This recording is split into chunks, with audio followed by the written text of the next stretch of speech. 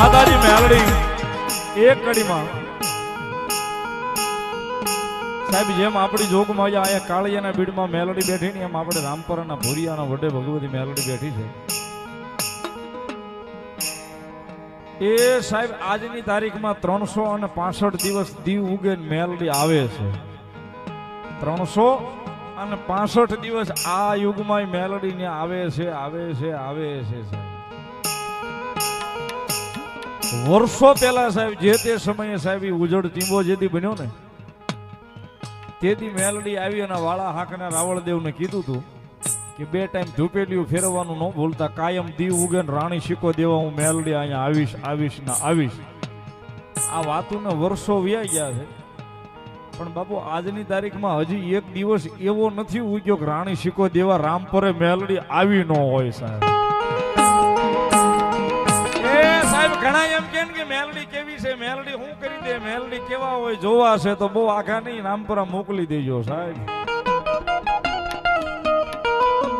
એ સાહેબ આજની તારીખમાં દી ઉગે એટલે રાણી શીકો મેલડી આ વાળા પરિવારને દઈને મારી જોગમાં અહીંયા મેલડી 365 દેવા આવે છે સાહેબ.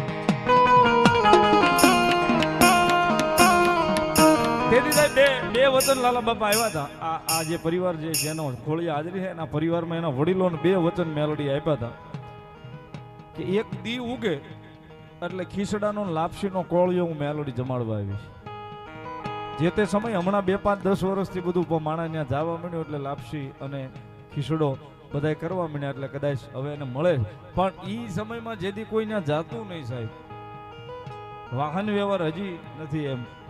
ઈ જમાનામાં મેલડીએ કીધું હતું કાયમ દી ઉગે ને બરણી લઈને ખીસડાનો કોળિયો ને લાપસીનો કોળિયો જમાડવા આવું તું રામપરાના ભુરિયા વડે મેલડી આવું. અને તેથી કીધું તું આ પરિવારના વડીલને કે કાયમ દી ઉગે ને એટલે મારી જે મારો ધૂળનો ધડીમલો છે ને આમાં હાથ ફેરવજે. દી ઉગે ને રાણી શીકો દઈ જાવ ને તો માનજે કે તારી રામપરાના ભુરિયા વડવાળી મેલડી આવી.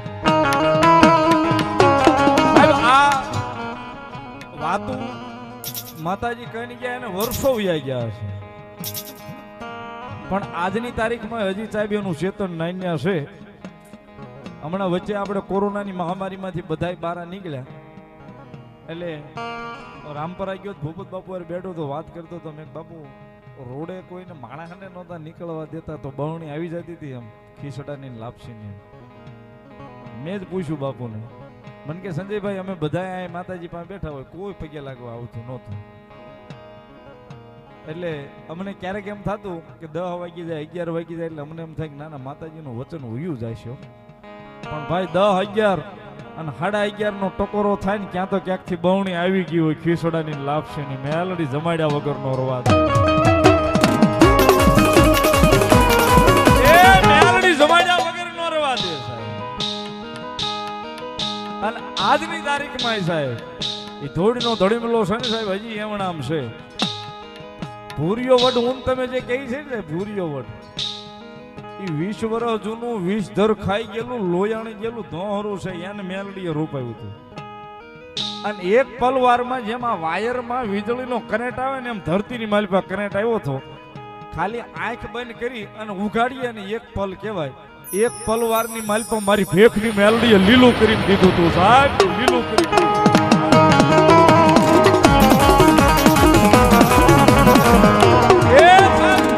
કૂપણિયું ફૂટી હતી. 20 વર્ષ જૂના લાકડાની માલિપા લોયાણી ગયેલા લાકડાની માલિપા કૂપણિયું મણી થી ફૂટવા. નહીં લીમડાની, નહીં વીકળાની, નહીં પીપળાની, પણ મેલડી કે નજર તો નાખ એ રામપરા વાળી તો સૌ પણ આ 20 વર્ષ જૂનું લોયાણી ગયેલું લાકડું લીલું કરું અને એનો ભૂરિયો વડ બનાવીને એની હેઠે ન બેહું તેથી તો રામપરામાં ભૂરિયા વડવાળ મેલડી નો હોવા.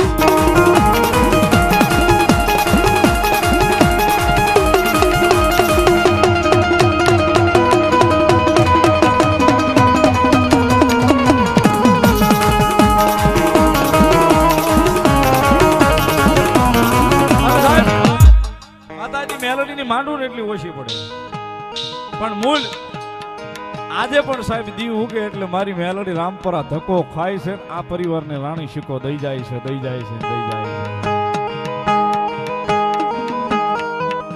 મારો વચ્ચે એક કાર્યક્રમ હતો ને હું બોલેલો રામપરા મેલડીમાં જ્યારે પ્રોગ્રામ હતો તો મેં આ વાત કરેલી કે માતાજી મેલડી રાણી શીખો દેવા આવે.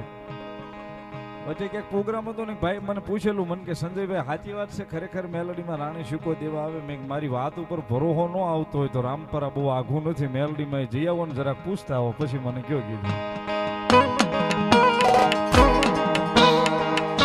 એ સાહેબ માનીએ ને ભરોહામાં કદાચ ભરોહાનું ભાતું બાંધીને ગયા હોય ને તો એ ભરોહાના ભાતાની માલપાઈ સાહેબ ભવે ભવ જો ભગવાન ભોળિયા નાથનો ભેટો ન કરાવે તો મારી મેલડી ન હોય સાહેબ.